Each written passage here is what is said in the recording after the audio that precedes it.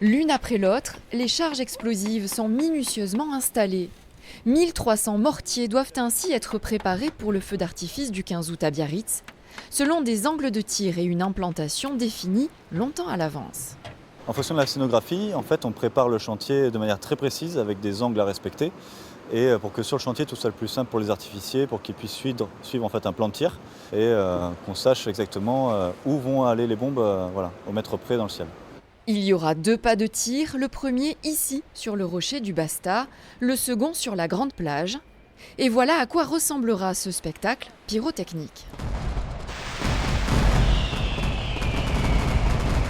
Ça va être un jeu de questions-réponses. Donc les deux sites de tir vont se questionner, vont surenchérir à chaque fois avec des produits de plus en plus impressionnants et des effets qui vont se répondre les uns aux autres.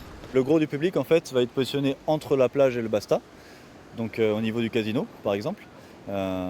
Mais le site peut être vu de partout quasiment à Biarritz.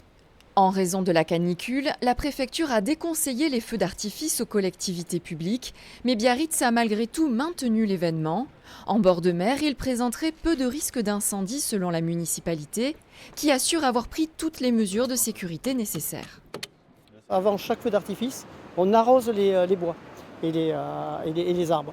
Et ça permet justement d'éviter ce petit embrasement par une étincelle qu'il y aurait, mais qui est le risque est quasiment proche de zéro.